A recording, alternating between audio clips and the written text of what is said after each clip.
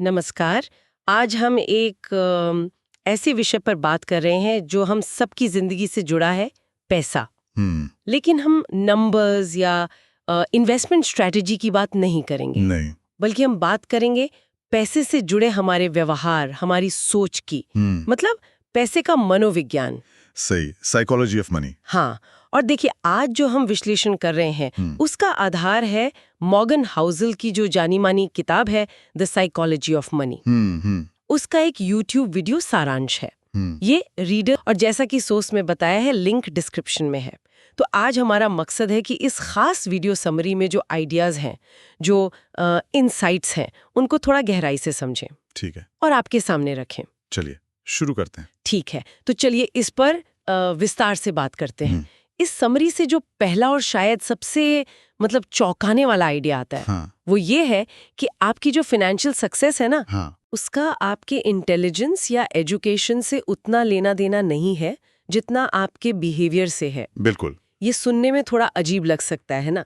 मतलब हम तो यही सोचते हैं कि जो ज्यादा स्मार्ट हैं, पढ़े लिखे हैं, वही आगे बढ़ते हैं पैसों के मामले में। हाँ, आमतौर पर यही सोच होती है, लेकिन ये आइडिया पूरी चर्चा की नींव है असल में। अच्छा। सारांश इस बात पर काफी जोर देता है कि कैसे बिल्कुल साधारण लोग, जिनके पास कोई खास फाइनेंशियल नॉलेज नहीं होती, वो सिर्फ अपनी आदतों की वजह से, आदतें जैसे नियमित बचत करना, धैर्य रखना और शायद सबसे जरूरी अपने इमोशंस पर कंट्रोल रखना, इनकी वजह से अच्छी खासी वेल्थ बना लेते हैं।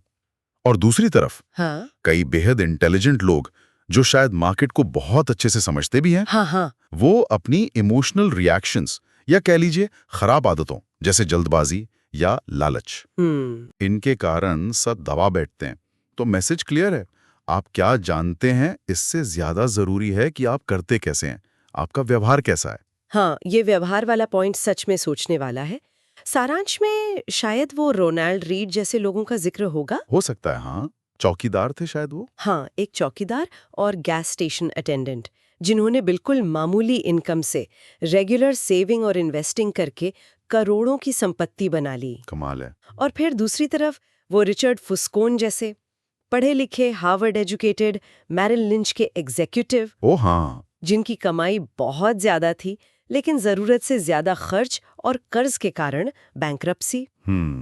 तो ये कहानियां अगर हैं सारांश में, तो जबरदस्त तरीके से बताती हैं कि फाइनेंस की दुनिया में आपका बिहेवियर ही किंग है। और अगर हम इसे थोड़ा और बड़े पर्सपेक्टिव से देखें, तो ये हमें पैसे के साथ हमारे असली रिश्ते को दिखाता है। हम सोचते हैं कि हम बड़े लॉजिकल फैसले लेते हैं पैसों के बारे में, कैलकुलेशन करके।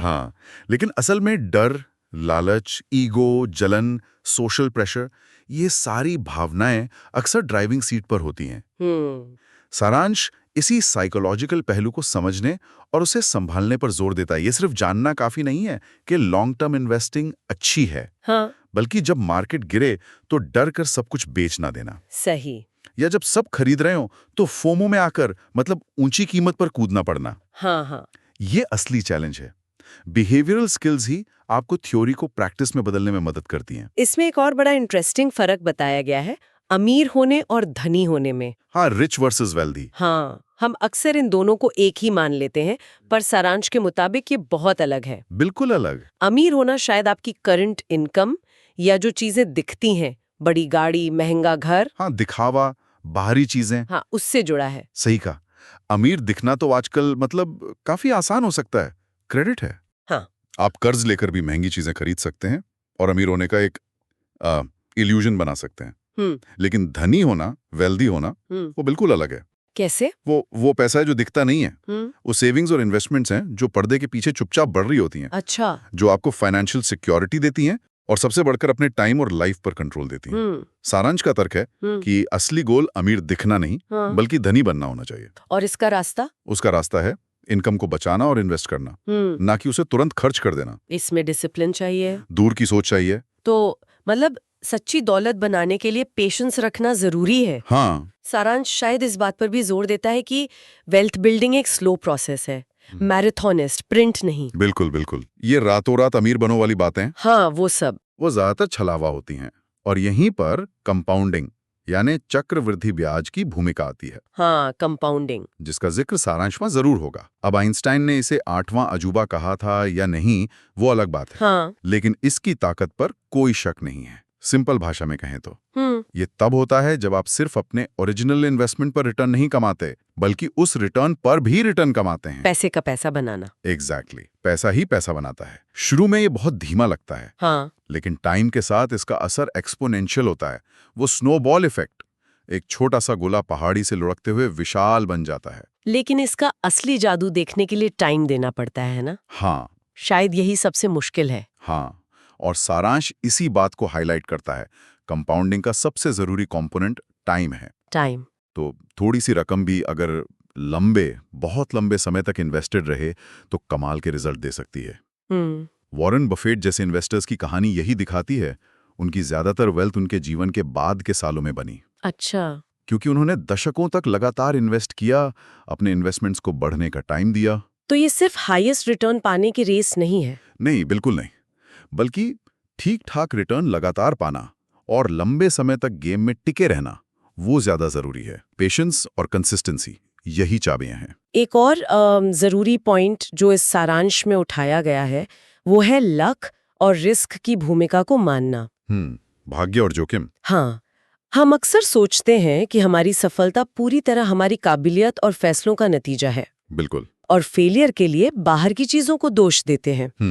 पर क्या सच इतना सीधा है? सारांश हमें याद दिलाता है कि असलियत कहीं ज्यादा कॉम्प्लेक्स है। लक और रिस्क मतलब ऐसे बाहरी फैक्टर्स जिन पर हमारा कोई कंट्रोल नहीं, हाँ, वो हमारे फाइनेंशियल नतीजों में एक बड़ा रोल निभाते हैं। कोई सही टाइम पर सही जगह हो सकता है, वो लक है, या कोई अनएक्सपेक्टेड घटना जैसे कोई पैंडेमिक या इकोनॉमिक क्राइसिस सब कुछ बदल सकती है, वो रिस्क है। ठीक है। इसे मानने से हमें एक विनम्रता आती है, ह्यूमिलिटी। वो कैसे? सफलता मिलने पर हम समझते हैं कि भाई इसमें किस्मत का भी हाथ हो सकता है। हाँ। और असफलता पर हम सिर्फ खुद को नहीं कोसते। हाँ। हम देख पाते हैं कि शायद कुछ चीजें हमारे कंट्रोल से बाहर थी। तो इस समझ का प्रैक्टिकल फायदा क्या है? फायदा ये है कि हम ज्यादा बैलेंस्ड फैसले ले पाते हैं, ओवर कॉन्फिडेंस से बचते हैं, अपनी योजनाओं में अनएक्सपेक्टेड चीजों के लिए जगह रखते हैं, जिसे मार्जिन ऑफ सेफ्टी कहते हैं। सुरक्षा का मार्जिन। हाँ, ये हमें फेलियर से सीखने और भविष्य के लिए बेहतर तैयारी करने में भी मदद करता है। हम समझते हैं कि दुनिया अनिश्चित है, 100% गारंटी किसी चीज की नहीं होती। ये विनम्रता वाली बात मुझे एक और दिलचस्प आइडिया की तरफ ले जाती है जो सारांश में हो सकता है पर्याप्त, यानी इनफ। हाँ, ये बहुत जरूरी है। हम एक ऐसी दुनिया में है जो हमें लगातार और ज्यादा के लिए पुश करती है, ज्यादा पैसा, ज्यादा चीजें। बिल्कुल। पर क्या हमने कभी रुककर सोचा है कि हमारे लिए इनफ कितना है, पर्याप्त क्या है? ये एक बहुत गहरा सवाल है और सारांश इसे पैसे के मनोविज्ञान के बिल्कुल केंद्र में रखता है। अच्छा। अगर आप ये नहीं जानते कि आपके लिए पर्याप्त क्या है, तो आप एक कमी ना खत्म होने वाली दौड़ में फंस सकते हैं। गोल पोस्ट हमेशा आगे बढ़ता रहता है और ज्यादा पाने की चाहत आपको गैर जरूरी रिस्क लेने पर मजबूर कर सकती है। जैसे? मान लीजिए आपके पास अपनी जरूरतें पूरी करने और आराम से जीने के लिए काफी पैसा है।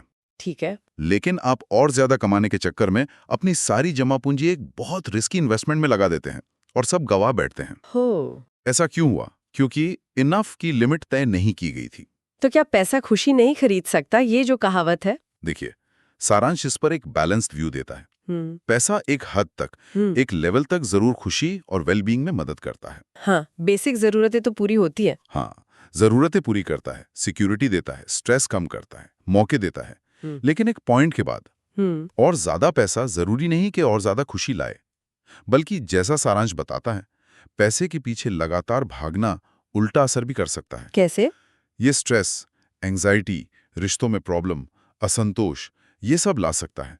अपनी इनफ की परिभाषा खोजना और जो आपके पास है उसमें संतुष्टि ढूंढना सीखना, ये फाइनेंशियल और मेंटल पीस के लिए बहुत जरूरी है। इसका मतलब ये नहीं कि एम्बिशन छोड़ दें, पर ये जानना कि कब कहना है ठीक है, ये मेरे लिए काफी है। और एक आखिरी बात जो मुझे लगता है सारांश में जरूर होगी, हाँ, वो ये है कि पैसे को लेकर हर किसी का नजरिया, उनका अनुभव वो अलग होता है। कोई एक सही तरीका नहीं है सबके लिए। बिल्कुल। ये पर्सनल फाइनेंस के पर्सनल हिस्से पर जोर देता है। मतलब आपका जन्म कहाँ हुआ, आपके पेरेंट्स का पैसे से कैसा रिश्ता था, आपने लाइफ में क्या एक्सपीरियंस किया, कोई बड़ी फाइनेंशियल सक्सेस या फेलियर। हाँ। ये सब चीजें मिलकर पैसे को लेकर आपकी सोच और व्यवहार बनाती हैं। एक आदमी जिसने मान लीजिए ग्रेट डिप्रेशन देखा हो, उसका पैसे को लेकर नजरिया उस आदमी से बहुत अलग होगा जिसने हमेशा प्रॉस्पेरिटी देखी है। सही बात है। इसलिए जो फाइनेंशियल एडवाइस एक के लिए परफेक्ट है, वो दूसरे के लिए शायद बिल्कुल काम न करे या नुकसान भी कर सकती है। तो इसका मतलब है कि हमें दूसरों के फाइनेंशियल फैसलों पर तुरंत जजमेंट पास नहीं करना चाहिए। हाँ, सारांश यही कहता है। दूसरों को जज करने के बजाय ये समझना जरूरी है कि वो अपने यूनिक एक्सपीरियंस, अपने गोल्स, अपनी रिस्क लेने की क्षमता के आधार पर फैसले ले रहे हैं। और सबसे जरूरी बात ये हमें याद दिलाता है कि हमें अपनी फाइनेंशियल प्लानिंग करते वक्त अपनी पर्सनल सिचुएशन, अपने गोल्स, अपने नेचर पर ध्यान देना चाहिए, ना कि आंख बंद करके किसी और को कॉपी करना चाहिए।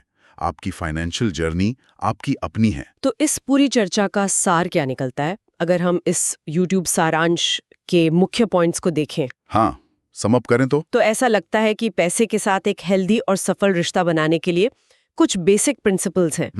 पहला, आपका व्यवहार आपकी बुद्धि से ज्यादा मायने रखता है। सही। दूसरा, अमीर दिखने की बजाय असल में धनी बनने पर फोकस करें। बिल्कुल। तीसरा, संपत्ति बनाने में टाइम लगता है, तो पेशेंस रखें और कंपाउंडिंग को अपना दोस्त बनाएं। जरूरी। चौथा, हमेशा याद रखें कि लक और रिस्क भी होते हैं, इसलिए विनम्र रहें और तैयार रहें। हाँ। और शायद सबसे जरूरी, ये डिफाइन करें कि आपके लिए इनफ या पर्याप्त क्या है, ताकि आप उस अंतहीन दौड़ से बच सकें। और संतुष्टि पा सकें। हाँ, आपने बिल्कुल सही निचोड़ निकाला है। और इन सब बातों के पीछे जो एक बड़ा संदेश है जिसे ये सारांश हाईलाइट करता है, हाँ, वो ये है कि पैसा सिर्फ मैथ्स या इकोनॉमिक्स नहीं है। ये बहुत ज्यादा ह्यूमन है। ह्यूमन? हाँ, ये हमारी उम्मीदों, डर, सपनों, इनसिक्योरिटीज, हमारी पूरी लाइफ स्टोरी से जुड़ा है। पैसे के साथ अपने इस पर्सनल साइकोलॉजिकल रिश्ते को समझना, अपनी आदतों को पहचानना, अपने इमोशनल ट्रिगर्स को जानना, अपनी असली जरूरतों और इच्छाओं को समझना, शायद यही सबसे वैल्यूएबल फाइनेंशियल स्किल है जो कोई भी डेवलप कर सकता है। अच्छा। ये सिर्फ पैसा कमाने या बचाने के बारे में नहीं है। ये पैसे का इस्तेमाल एक बेहतर, ज्यादा संतुष्ट जिंदगी जीने के लिए करने के बारे में है। और जाते जाते हमारे श्रोताओं के लिए एक सवाल सोचने के लिए छोड़ जाते हैं, जो इस सारांश की बातों से ही जुड़ा है। पूछिए। आज की इस चर्चा से मिली कौन सी एक ऐसी सीख है जिसे आप अपने फाइनेंशियल जीवन में तुरंत लागू करने के बारे में सोच सकते हैं? क्या ये अपनी सेविंग्स थोड़ी बढ़ाने का फैसला है, या शायद अपने इन्वेस्टमेंट्स को लेकर थोड़ा और धैर्य रखने का, या फिर बस कुछ पल निकालकर ये सोचना कि आपके लिए पर्याप्त होने का, इनफ होने का असल में क्या मतलब है?